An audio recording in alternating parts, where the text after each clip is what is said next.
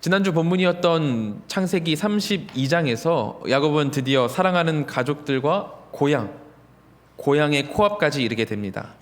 그 와중에도 옛 습성을 버리지 못하고 인간적인 꾀를 쓰고 있는 야곱의 모습을 보게 되는데요. 야곱은 에서를 위해서 예물을 엄청나게 택했습니다. 그리고 그것을 세 떼로 나눕니다. 그리고는 에서가 와서 각 떼에게 순서대로 물을 때마다 에서를 위한 선물이다, 이렇게 이야기를 하도록 시키죠. 에서의 분노가 가득 차서 씩씩거리면서 찾아오더라도 큰 무리의 선물이 하나도 아니고 둘도 아니고 세 개나 있으니 세 번의 완충 작업을 통해서 화가 누그러지지 않을까, 그런 꾀가 있었던 것 같습니다. 실제로 야곱은 32장 20절을 통해서 이렇게 이야기를 합니다. 또 너희는 말하기를 주의 종 야곱이 우리 뒤에 있다 하라 하니, 이는 야곱이 말하기를 내가 내 앞에 보내는 예물로 형의 감정을 푼 후에 대면하면 형이 혹시 나를 받아주리라 함이었더라. 야곱의 꾀가 드러나고 있죠.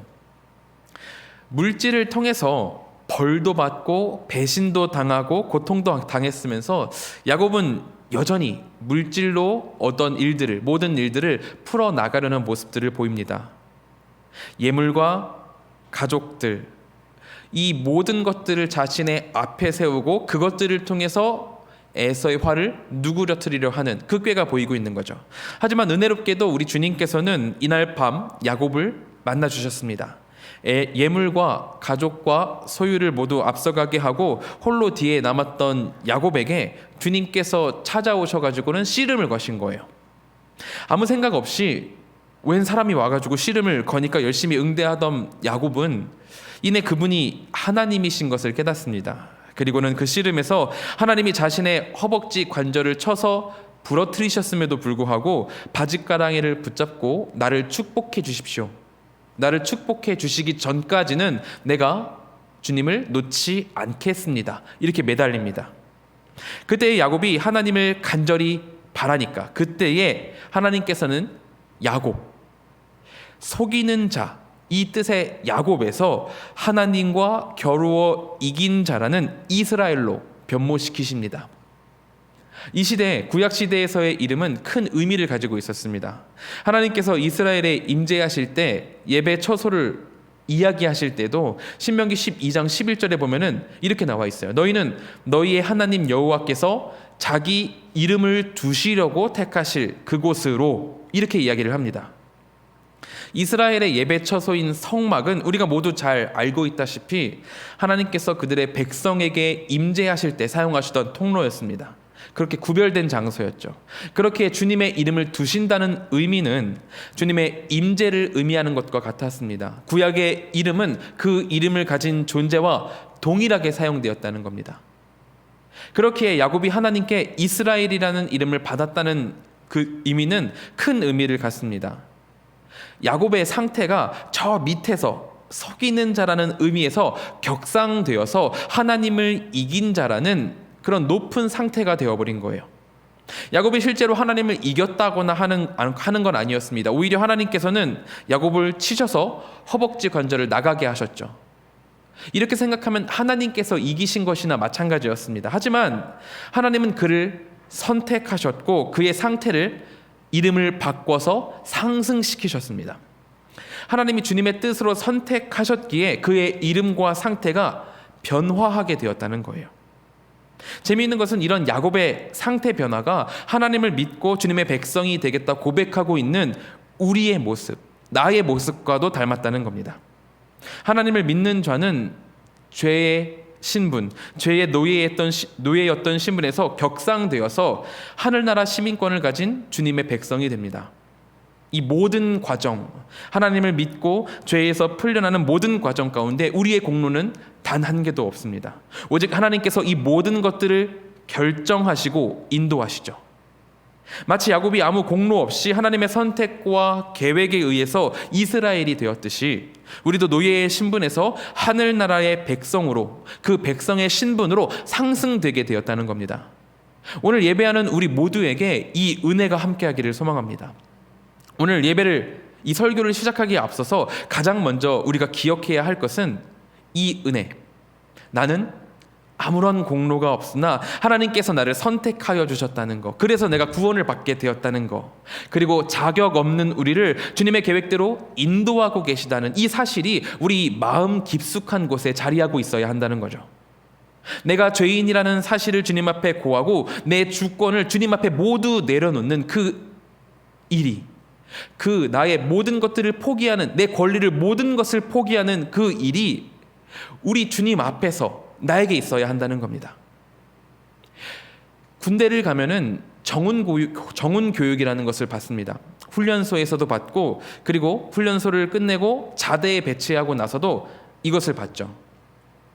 내무실이 마루로 되어 있거든요. 내무실에 두 줄, 이렇게 네 줄로 앉아가지고 쭉 앉아서 자세를 이렇게 꼿꼿하게 서서 정훈교실이라는 것을 봤는데, 지금 생각해 보면은 다시 하라고 하면은 도저히 못할 것 같은데, 그때는 밖에서 몸 쓰는 것보다는 앉아서 정훈교실 듣는 게 더 편하다 보니까 이 때가 좀 기다려지곤 했습니다. 어쨌든 이 정훈교실, 그냥 직설적으로 얘기하면은 정신교육인 거예요. 이 정신교육 시간은 군인으로서 가져야 할 자세와 내가 적으로 규정해야 될 사람은 누구인가에 대한 정확한 인식을 하게 만듭니다. 만일 전쟁 시 이러한 인식이 없다면, 이러한 정신적인 훈련이 되어 있지 않다면 어떻게 될까요? 아마도 그 전쟁은 패배로 끝나게 될 겁니다.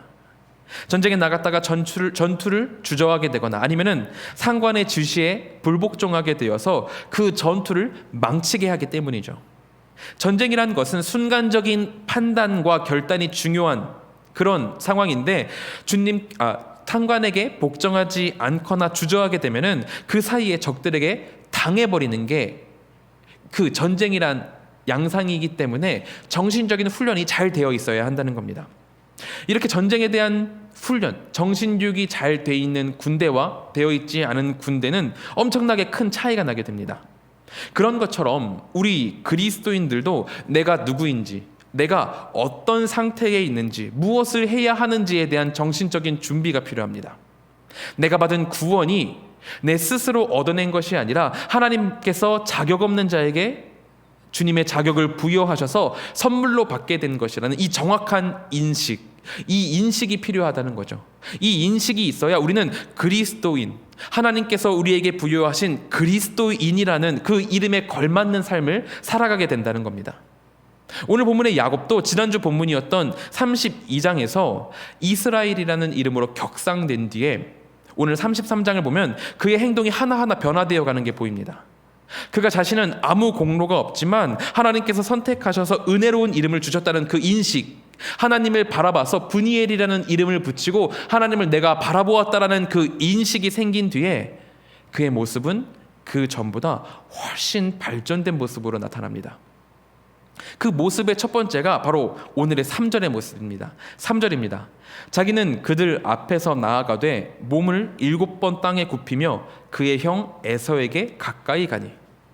3절에서 자기는 그들 앞에서 나아가되 라고 나와 있는데, 여기서 그들을 누구를 말하는 거냐면은 야곱의 가족을 말합니다. 그 겁쟁이 야곱이 가족들보다 앞에 나가서 직접 에서를 맞이하는 모습을 보이고 있는 거예요. 이건 그 전에 야곱의 모습을 안다면 정말로 놀라운 모습입니다. 우리가 위에서 살펴봤듯이 32장에 보면은 야곱이 예물을 세 무리로 나눠서 앞에다가 배치를 하고 가족들을 자신보다 앞서 세워서 에서가 하나씩 통과하면서 활을 누그러뜨리기를 바라잖아요. 그 효과를 누리잖아요. 에서가 그걸 통과하면서 와, 이거 내 선물이네, 이거 야곱의 가족들이네, 참 고생했겠다, 뭐 이런 효과를 누렸겠죠. 원했겠죠. 야곱이 얼마나 비겁한지 자기는 제일 마지막에 서가지고 최대한 늦게 에서를 보려고 시간을 늦추고 있는 거예요. 이 무리, 지금 야곱이 앞서 보낸 무리가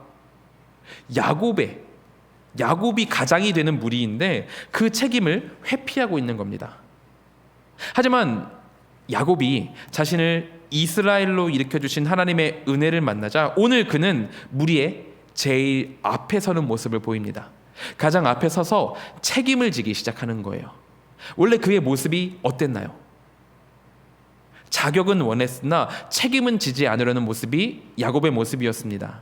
형의 장자권을 찾아오기 위해서, 그것을 뺏어오기 위해서 사기를 치고, 그리고는 뒷수습은 않고 도망가서 14년을 외지에서 살았습니다. 이것은 더 큰 그런 권리는 얻으려고 하고 책임은 지지 않는 무책임한 모습이었어요. 그리고 자신보다 앞서서 자신의 가족들을 배치한 거, 이것 또한 에서가 눈이 돌아가지고 자신의 가족들을 해치려고 했다면은 자신의 가족들을 모두 잃을 수도 있는 무책임한 행동이었습니다. 그런데 그가 하나님의 얼굴을 뵙고 야곱에서 에서가 되었을 때 그에게 책임감이 생겼다는 겁니다. 자신이 문제를 직접 해결하기 위해서 앞에 나서기 시작하는 거죠. 어떤 일에 책임을 갖는다는 것, 이렇게 책임을 갖는다는 것은 과거의 자신의 죄에 대한 반성과 회개가 있다는 반증이기도 합니다. 사기꾼들을 한번 보세요. 사기꾼들은 수백억, 수천억을 해먹고서도 그것으로 피해를 본 사람들, 그 피해자들은 나몰라를 하고 도망가기 바쁩니다. 그가 자신이 잘못했다는 인식이 있다면, 사기꾼이 내가 잘못했다는 인식이 있었다면 끝까지 책임지고 이겨내려는 그런 신용이라도 했을 거예요. 하지만 사기꾼들은, 피해자들은 모른 채 한 채 자신들은 모르겠다며 드러누워 버리죠. 어떤 이가 과거에 잘못을 했다면 자신을 제3자의 눈으로 바라보고 그 잘못을 인정하고 회개할 수 있어야 한다는 겁니다. 그렇게 회개하지 않는다면 그에게서 책임을 지는 행위는 나올 수가 없다는 거예요. 야곱이 책임을 져야 할 것이 간단한 일이 아니었습니다. 그냥 형한테 가가지고 악수하면서 미안 이러면 끝나는 게 아니었어요. 오늘 본문 1절에 보면은 이렇게 나와요. 야곱이 눈을 들어서 보니 에서가 400명의 장정을 거느리고 오고 있는지라. 야곱이 하나님을 만나서 귀한 은혜의 시간을 겪고 그 은혜가 가시기도 전에 경험한 게 형이 400명이나 되는 무장한 장정들을 데리고 자신한테 씩씩거리면서 다가오는 모습이었습니다. 바알과 아세라 선지자, 그 선지자가 850명이 모여가지고 갈멜산에서 엘리사와 대결을 하잖아요. 그 대결에서 승리한 엘리야도 이세벨이 죽이겠다고 공표를 하니까 겁먹고 도망을 가거든요. 850명을 일망타진하는 큰 은혜가 있었는데 그 은혜가 가시기도 전에 죽음의 겁을 먹고 도망가는 것이 이 대선지자 엘리야의 모습이었습니다. 근데 야곱은 어땠겠어요? 대체 무슨 이유로 400명이나 되는 장정이 나에게 찾아오는지도 모른 채 그것을 바라보고 있어야만 했습니다. 에서가 이 400명이나 되는 장정들을 데리고 왜 야곱에게 왔는지 성경은 밝히지는 않고 있습니다. 그거는 모르지만 그 모습이 충분히 위압감을 줬을 거예요. 엄청나게 무서웠겠죠. 그때 야곱이 느끼는 압박감이 어땠겠냐는 거예요. 두려움? 어쩌면 오늘 우리 가족 모두가 여기서 죽을지도 모른다는 그런 절망, 이 모든 부정적인 생각들, 그 생각들 앞에서 야곱은 가족을 뒤로 세우고 그들 앞에 우뚝 서서 에서를 맞이하고 있는 겁니다. 자신의 책임을 다하고 있는 거죠. 이전이라면 한참 전에 도망갔을 그런 상황이었지만 하나님의 은혜를 받아서 자신을 돌아보고 이전의 잘못에 대한 회개가 있은 후 그는 그 모든 것에 대한 책임을 받아들입니다. 하나님의 얼굴을 뵙고 하나님께서 이 자격 없는 자를 세우셨다는 것을 인식하는 그때에 그 사람은, 그 자에게는 참된 회개와 그 잘못에 대한 책임을 질 줄 아는 모습이 나타난다는 거예요. 이것은 우리에게도 마찬가지입니다. 우리 또한 우리의 능력이나 공로로 구원을 받은 게 아니죠. 오직 예수 그리스도의 보혈만이 우리를 구원의 길에 이르도록 떠먹여 주신 것입니다. 우리가 그 사랑을 기억한다면, 우리가 그 사랑을 알고 그 사랑에 감사할 수 있다면 도저히 벗어낼 수 없는 죄의 사슬을 끊어내신 예수님을 힘입어 빛을 바라보는 회개가 있어야 합니다. 그리고 참된 회개를, 예수님을 통해서 참된 회개를 했다면 자연스럽게 자신의 죄에 대한 책임이 있다는 것을 기억해야 해요. 물론 내 죄에 대한 책임은 예수께서 대신 지심으로 온전하게 깨끗해졌습니다. 죄의 문제는 우리가 스스로 해결할 수 있는 게 아니기 때문에, 그렇게 가벼운 게 아니기 때문에 예수님이 대신 십자가에서 죽으심으로 우리의 죄에 대한 책임을 다 물으셨어요. 그런데 죄에 대한 책임을 빚진 대신에, 죄에 대한 책임을 우리 주 예수 그리스도께 은혜로 감사함으로 빚진 대신에 우리에게는 다른 책임이 생긴다는 거예요. 어떤 책임이냐면은 하나님 나라의 백성, 그 백성답게 살아가야 한다는 은혜로운 책임이 생긴다는 겁니다. 이전에 있었던 책임, 죄에 대한 책임은 처참했습니다. 더럽고 추악했죠. 인간으로서는 도저히 들어올릴 수 없는 무거운 형벌이었습니다. 그런데 그 책임을 우리 예수 그리스도께서 대신 져주신 거예요. 질 필요가 없으셨습니다. 그 책임을 예수께서 질 필요가 없으셨어요. 그런 의무가 없으셨어요. 그런데도 그분이 나를 사랑하신다는 그 이유 하나만으로 대신 지셨습니다. 질 필요가 없는 분이 나를 사랑하심, 그 이유 하나로 모두 지셨습니다. 그리고는 우리에게 이 무거운 형벌 대신에 영광스러운 책임, 하나님의 사람으로서 그 격에 맞게 살아가야 한다는 아름다운 책임을 대신 부여해 주셨습니다. 내 죄는 엄청나게 큰데 그 빚을 다른 사람이 탕감해 주고, 그 탕감해 주신 분이 오셔가지고는 도리어 영광스러운 길로 우리를 인도해 갔다는 겁니다. 오늘 예배하는 우리 모든 한가람의 성도님들께 이 아름다운 책임이 함께하기를 소망합니다. 이 아름다운 책임을 지기 위해서 노력할 때 우리는 빛을 바라보게 되고 빛을 따라가게 됩니다. 이전의 책임은 빠지면 빠질수록 늪과 같아가지고 죽음에 더 빠질 수밖에 없었는데, 새롭게 받은 이 책임, 영광스러운 책임은 따르면 따를수록 내 자신도 영광에 거하게 되는 거예요. 하나님의 사람이 따르면 따를수록 하나님의 사람이 되어간다는 겁니다. 물론 이 책임조차도 무겁다고 징징대는 게 우리의 모습이긴 합니다. 그렇지만 이전에 져야만 했던 그 책임과는 비교할 수 없을 정도로 가볍고 아름답습니다. 이 책임을 다해서 하나님의 사람이 되는 우리 모두가 되기를 소망합니다. 다시 본문으로 돌아와서 이렇게 야곱은 이스라엘이 된 후에 자기를 돌아보고 자신의 죄를 돌아볼 줄 아는 사람이 되었습니다. 그리고 그 후에 나타난 변화가 한 가지가 더 있습니다. 어떤 변화냐면 바로 그의 삶에 가시적인 변화가 생기기 시작했다는 겁니다. 눈에 보이는 변화가 생겼다는 거예요. 하나님을 만나고 깊게 참회한 그의 마음에 감동한 사람들, 그 사람의 삶에서는 긍정적인 변화들이 일어난다는 거예요. 좀 전에 이야기 드렸듯이 야곱은 비겁자였기 때문에 가장 뒤에서 도망가 있는 게 일반적인 모습이었지만, 오늘 본문에서는 가장 앞에 나서서 책임을 다하는 가장으로 변화되는 모습을 보여줍니다. 그의 입에서는 속이는 말들이 계속해서 나왔었어요. 이 이전에는 계속해서 속이는 말들을 하는 것이 야곱이었습니다. 그러나 이제 그는 형과 형들의 군대를 앞에 두고 낮은 자세로 마주 대하며 예절을 갖춰서 이야기하는 말을 하죠. 과거에 그는 뻔뻔하게 형에게서 장자권과 축복을 속여서 빼앗았지만, 이제는 과거의 잘못을 인정하고 용서를 구하는 인격적인 모습을 보이고 있습니다. 야곱의 삶에 이러한 실질적인 변화가, 눈에 보이는 변화가 일어나고 있는 겁니다.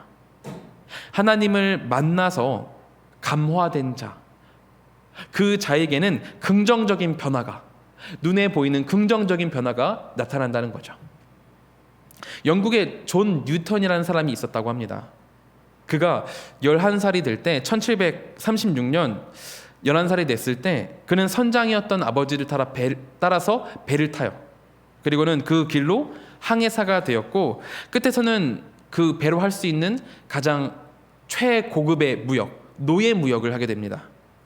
비인격적이고 악한 직업이었지만 그 시대에 그만큼 돈이 되는 사업이 없었기 때문에 그는 양심을 눈 감고 누구보다 풍족하게 살았다고 합니다. 그러나 어느 날 바다에 심한 폭풍이 일고 배가 부서졌을 때 하나님은 이 존 뉴턴을 끌어들이기 시작하셨습니다.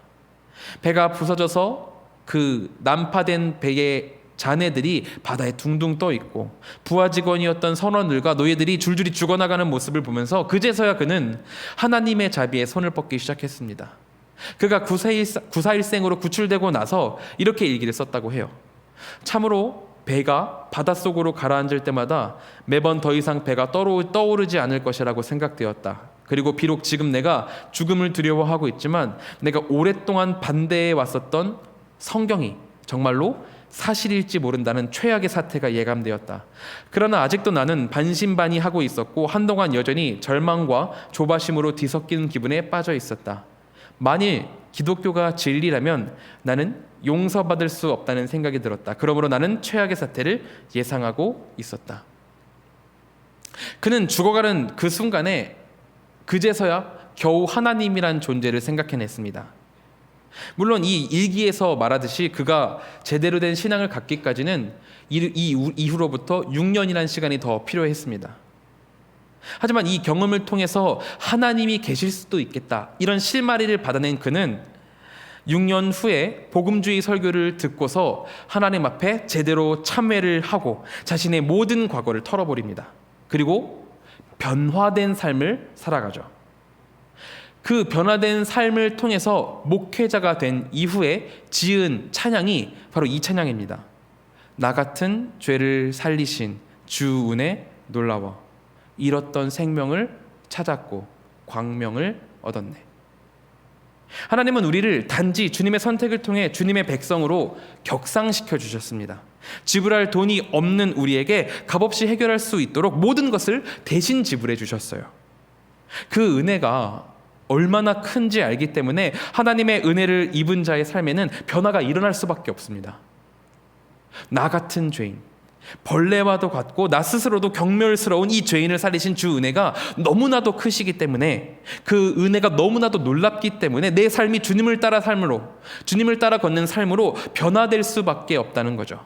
이 변화가 우리 안에 있어야 합니다.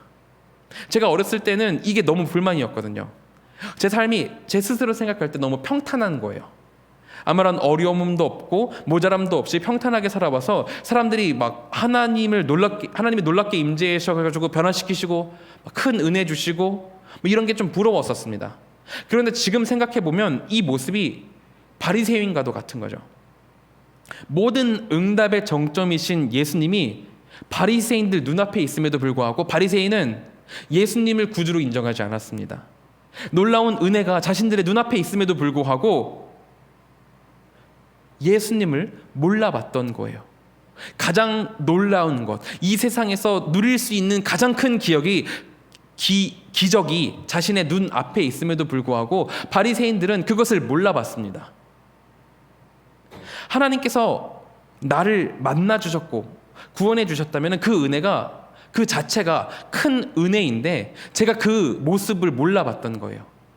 예수님께서 나를 찾아오셨다는 거, 예수님께서 나를 구원해 주셨다는 거, 그것 자체가 정말로 큰 기적인데 그 기적을 제가 몰라보고 바리새인과 같이 몰라보고 예수님께 딴 마음을 품고 있었다는 거예요. 예수님께 딴 거를 달라고 계속해서 바라고 있었다는 거죠.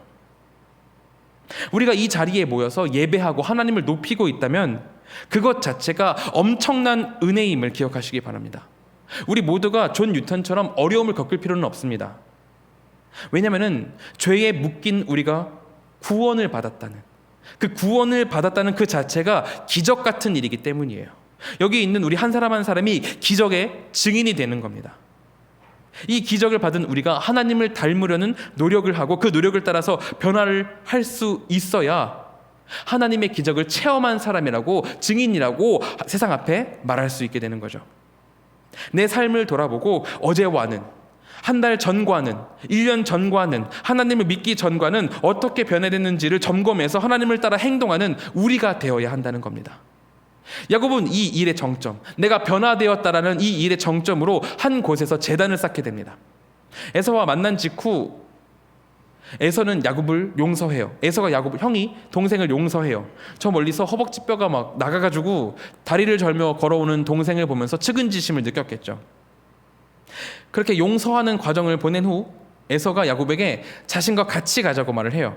그때 야곱은 에서에게 가축과 자식들이 그 에서를 따라 걸으면은 지쳐서 힘들어서 쓰러지기 때문에 죽을지도 모른다고 다른 곳으로 갑니다.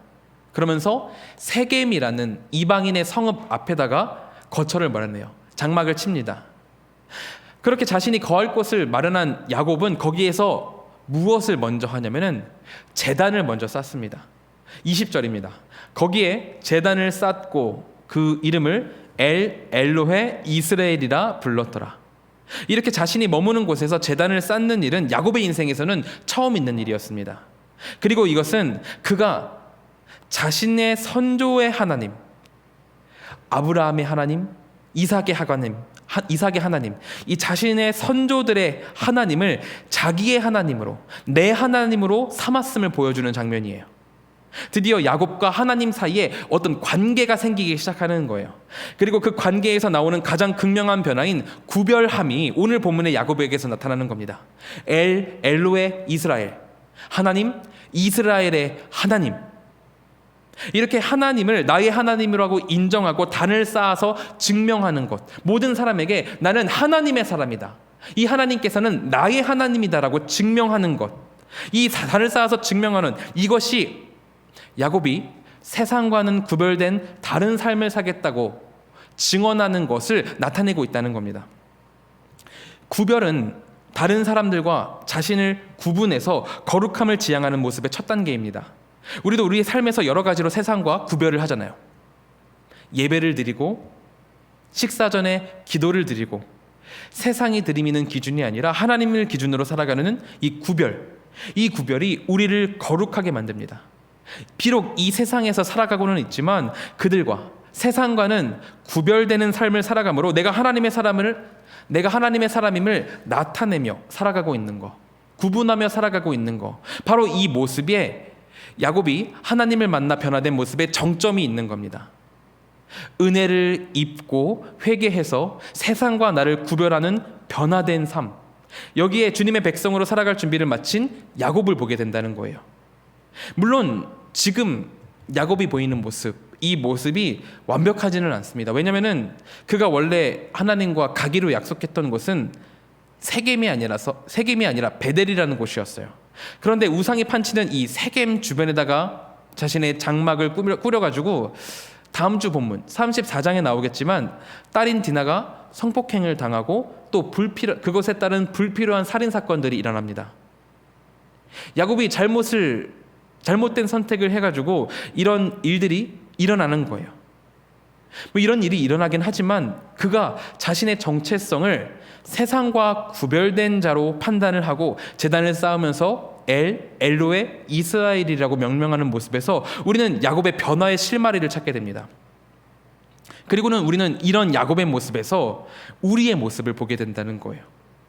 잘못된 선택을 하는 야곱처럼 우리 또한 삶에서 많은 죄들을 짓게 됩니다. 잘못된 선택을 우리도 하곤 해요. 하지만 결국에 하나님께서 야곱을 믿음의 사람으로 만들어 가시는 과정을 성경을 통해서 보게 되듯이 하나님은 부족한 우리를, 모자란 우리를 하나님의 사람으로 인도해 가십니다.